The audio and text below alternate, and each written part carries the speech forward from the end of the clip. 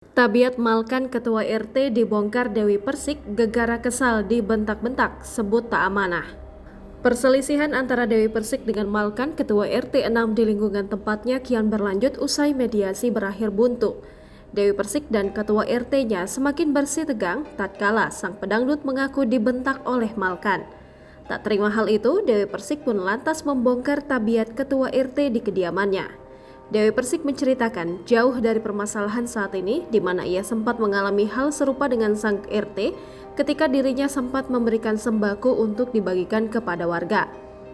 Alhasil Dewi Persik menduga sang RT tidak amanah dalam menjalankan tugasnya.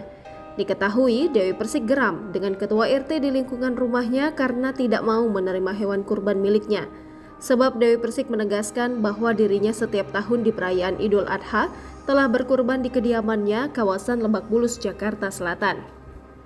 Dewi Persik menceritakan niat awalnya hanya menitipkan dan meminta data warga sekitar yang ingin dibagikan daging kurban. Padahal Dewi telah meminta bantuan dari para relawan sahabat Ganjar untuk penyembelihan yang dimaksudkan untuk tidak merepotkan warga rumahnya.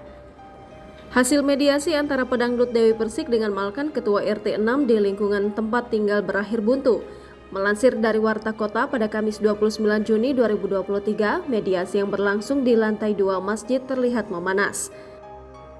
Dewi Persik dan Ketua RT 6 Malkan terlihat bersih tegang.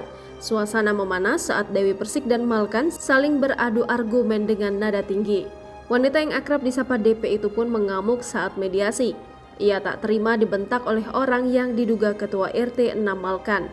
Tak lama kemudian, mantan istri Saipul Jamil dan Aldi Taher itu pun keluar ruangan dan langsung pulang ke rumah, didampingi oleh beberapa orang keluarga.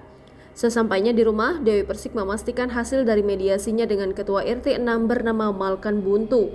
Padahal sebelum dikabarkan Dewi Persik dan Ketua RT Malkan disebut akan berdamai. Hal tersebut sempat disampaikan oleh Wakil Ketua RT 6 bernama Abdi, mewakili sang Ketua Malkan. Abdi menuturkan jika pihaknya akan melakukan klarifikasi terkait isu hewan kurban yang saat ini menjadi sorotan.